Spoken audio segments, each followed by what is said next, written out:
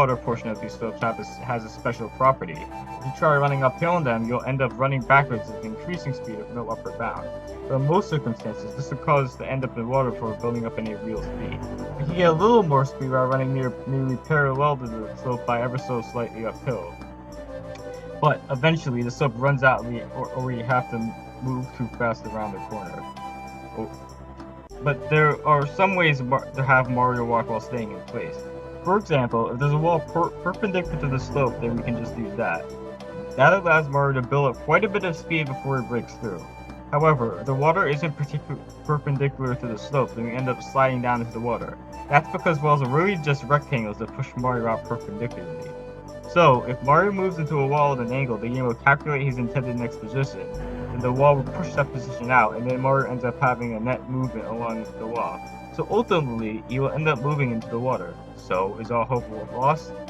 Well, no, because Tyler Ken figured out that we can actually make use of the gate. You see, the bottom of the gate is a ceiling, and the game doesn't like putting Mario too close to it or right under a ceiling because it doesn't think he fits. So if we have Mario move backwards into the ceiling, the game will choose not to move him. So we're free to build up speed in place, but not infinite speed because we'd end up breaking free if our speed moves past the gate. So what do? We turn to redirect our speed out of bounds.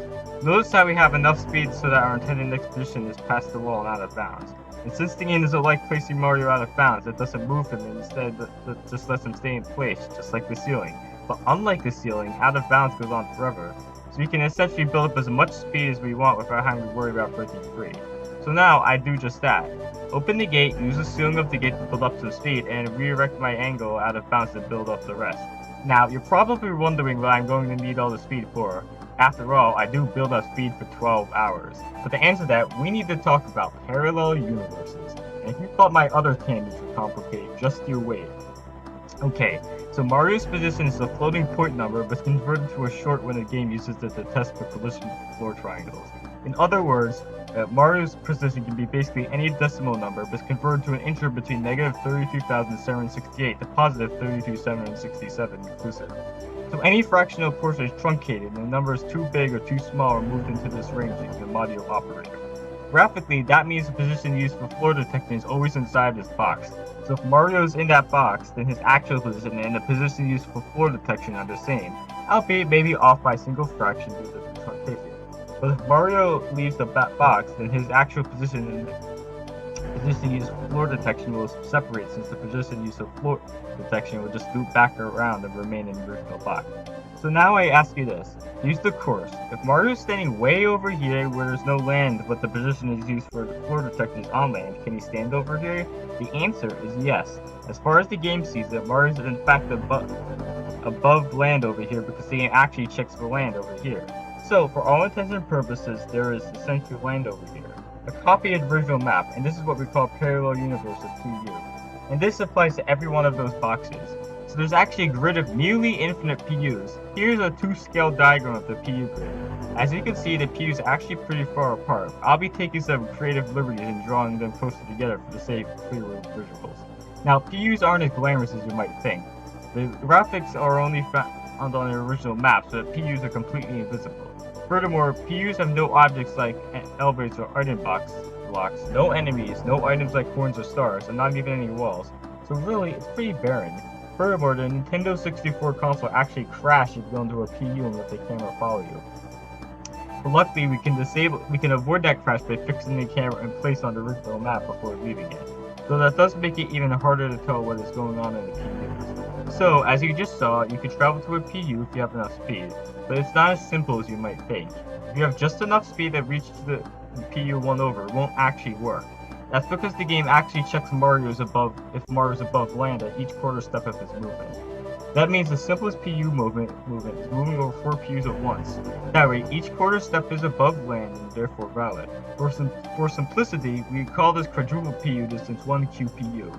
Now, up until this point, I've been glossing over a very important detail which I now need to clear up. What if I told you the distance Mario moves isn't necessarily equal to his speed? For example, look how fast Mario moves at 31 speed on this flat slope and now compare it to how fast it moves at the same speed on the steeper slope. In both cases, he has about the same speed, but clearly he's moving at different rates. That's because the distance Mario moves is only a portion of his actual speed, and this portion depends on the slope of the ground. The steeper the slope, the smaller the portion is. Now, note that it only depends on the steepness, not whether Mario is facing uphill, downhill, or sideways on the hill. In these visuals, blue will represent Mario's actual speed, and green will represent the portion of it that he moves, which we call Mario's de facto speed. So, in these three pictures, Mario has the same speed, but he has different de facto speeds to standing on slopes of different steepnesses. So, if you want to move one QPU, it's not sufficient to have QPU speed. We need QPU de facto speed, which often means our actual speed will be greater than one QPU to compensate. So, to reiterate, we need to increase our speed until our de facto speed syncs up with one QPU. And then the speed needed to do this is called the sinking speed. So, in this diagram, the blue arrow represents the sinking speed. When we have that speed, the quarter steps of the de facto speed sync up with the PUs and we can move. Now, what I'm showing here is just the lowest or first sinking speed, aka the speed needed to move exactly one QPU. And so, if we increase our speed, eventually our de facto speed will sync up again when it covers the distance of 2 QPU. And so we'd be able to move at that speed, which is 2 times as fast as before. So in general, any multiple of the lowest sinking speed itself is the sinking speed and will cover multiple QPU at once. So remember, every slope is a different amount of sinking speed, and this can make the routing tricky.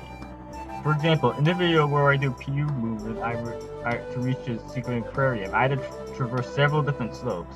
First, this slope that I used for hyperspeed walking, then this slope at the edge of the water, then the flat ground of the castle foyer, and then the castle stairs, which is really a steep ramp, and then the flat ground at the upstairs. And note that the stairs you see there are actual stairs and not just a ramp, so they're just flat ground. Here's a graph showing the sinking speeds for each of these slopes. And so these are the speeds I need in order to have PU moving while staying on each of these slopes.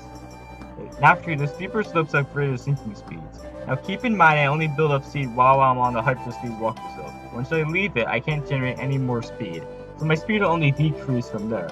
So to successfully perform this PU route, I better have generated enough speed to meet each slope's sinking speed in turn. For example, let's say build up enough speed to reach the first possible sinking speed.